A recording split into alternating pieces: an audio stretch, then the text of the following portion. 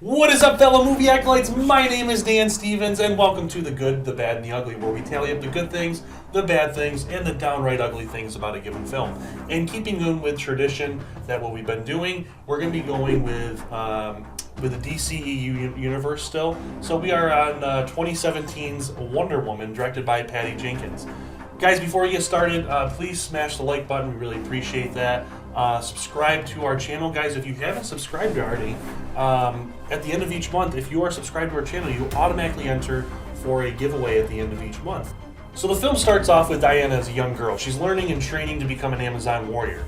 I really do enjoy this origin story, and it doesn't feel like a retread of an origin story for a normal superhero. So we learn about Ares, who has killed all the other gods but Zeus in an attempt to destroy man. Zeus is killed as well, but before he did, he had an ace up his sleeve and impregnated Hippolyta with a god-killer child. I really do enjoy this version.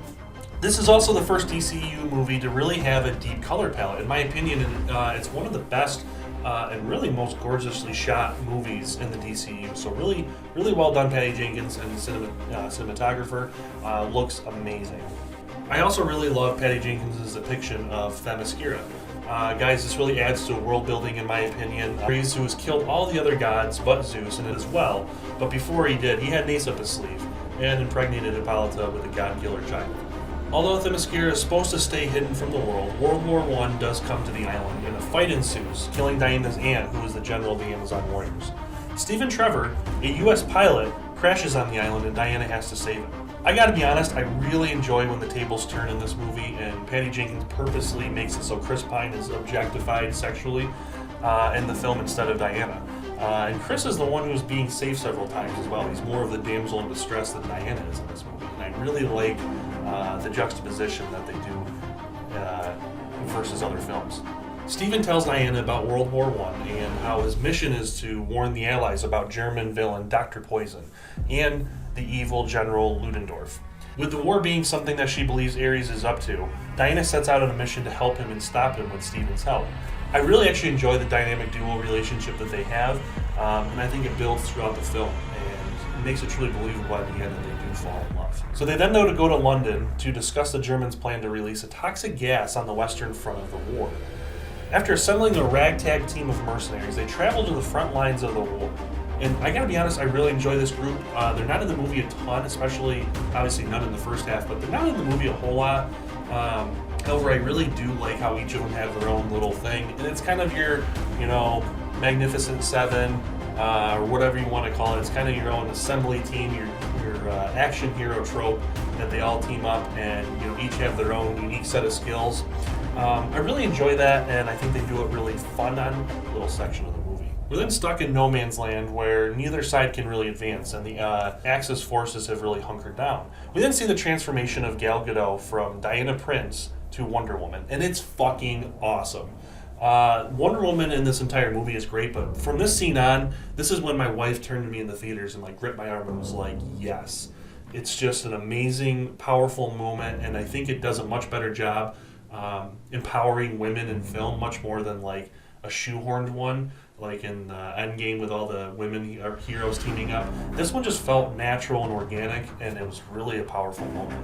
And it made you realize that Gal Gadot is perfect for Wonder Woman. She is Wonder Woman. I also failed to mention up until now, but good God, the Wonder Woman costume looks amazing. It does in Batman v Superman as well, but Gal Gadot looks incredible. She takes out the entire trench-filled line of German soldiers, and the group liberates the local village. After a failed attempt to take out Ludendorff at a German high command party in a kind of a cool-looking, castle-looking building, Diana and Trevor learn that they are loading bombs with toxic gas and plan on dropping them in London. After tracking Ludendorff to a local airfield, Diana pretty quickly kills Ludendorff, and we are treated to a true plot twist that I gotta admit, I never saw coming. I thought that was the end of the film, and I was a little disappointed, wow, Ares kind of went out really easily.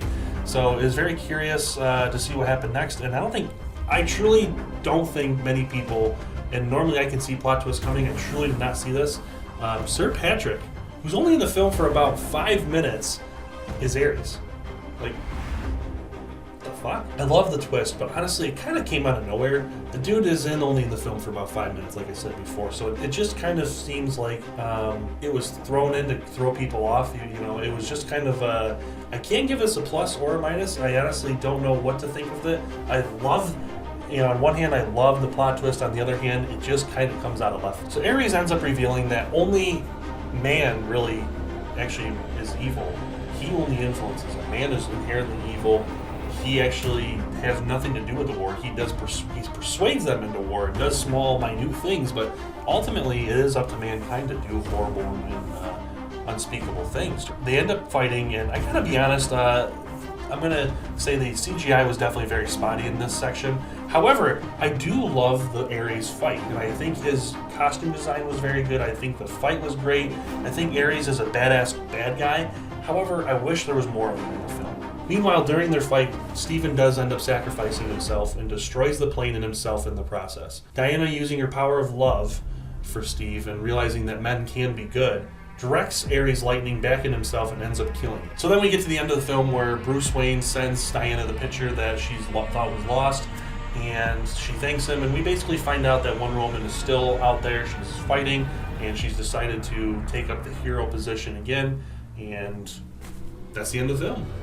So where did Wonder Woman rank out in our good, bad, and the ugly scale? Now, Wonder Woman actually got a plus 11 for the scale, which means it is a great film. Guys, I gotta be honest, I really enjoyed this film. My wife and I, we've watched it over and over again. It's one of the better DCEU films. Not the best, but definitely one of the better ones. And the Fuck That Guy, the annual Fuck That Guy award goes to Sir Patrick. Now, you guys might be saying, what the hell? I thought you liked the Ares character. I do. I love the Ares character. The twist is pretty good at the end, but I'm gonna be honest. When you see this kind of older, English gentleman all of a sudden transform into Ares, now the final form of Ares is badass. Sir Patrick it's kind of a, what the fuck? Guys, thanks again so much for watching this Good, Bad, and the Ugly video. As always, we're going to have Good, Bad, and the Ugly videos every single week, so please stay tuned. Again, if you haven't already liked the video, subscribe. Let us know in the comments what other videos you want to see outside of the DCEU as we move along. So until then, guys, have a great day. I'll see you then.